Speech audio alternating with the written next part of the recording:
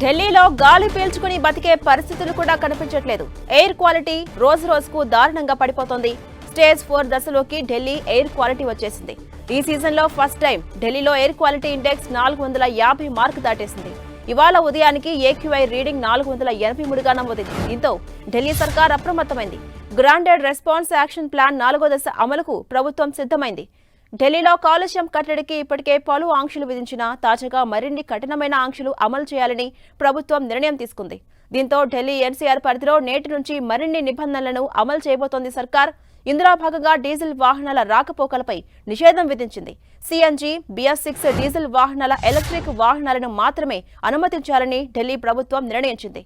ఢిల్లీ వెలుపల రిజిస్ట్రేషన్తో పాటు ఉన్న తేలికపాటి కమర్షియల్ వెహికల్స్ ప్రవేశంపైన నిషేధం విధించింది సర్కార్. అన్ని నిర్మాణ సంబంధ కార్యకలాపాలను తాత్కాలికంగా నిలిపేసేందుకు ఆదేశాలు జారీ చేసింది. హైవేలు, రోడ్లు, ఫ్లైఓవర్ వంతెనలు, పవర్ లైన్లు, పైప్ లైన్లు ఇలా నిర్మాణ సంబంధించిన ప్రాజెక్టులను నిలిపివేయాలంటూ ఢిల్లీ సర్కార్ ఆదేశించింది. ఢిల్లీలో దట్టమైన పొగమంచు అలుముకోవడంతో ప్రస్తుతం ఆరెంజ్ అలర్ట్ కొనసాగుతోంది. స్కూళ్లు, ఆఫీసుల కార్యకలాపాలపై కూడా ఆంక్షలు విధించింది ఢిల్లీ సర్కార్. ఇప్పటికే 1 నుంచి 5వ తరగతి వరకు ఆన్లైన్ క్లాసులు నిర్వహించాలని సూచించగా 6 నుంచి 11వ తరగతి విద్యార్థులకు ఆన్లైన్ క్లాసులు నిర్వహించాలని ఆదేశాలిచ్చింది. తదుపరి ఆదేశాలు వచ్చే వరకు ఢిల్లీలోని పాఠశాలల్లో కేవలం ఆన్లైన్ తరగతులే నిర్వహించబోతున్నట్టుగా సీఎం అతిషి ఇప్పటికే ప్రకటించారు.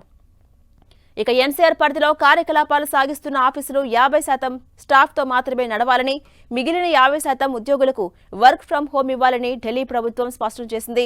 ఢిల్లీలో గాలి కాలుష్యాన్ని ఎప్పటికప్పుడు అంచనా వేసి ప్రజలను అలర్ట్ చేసేందుకు air quality readings monitoring stations ను 34 నుంచి 40కి పెంచింది.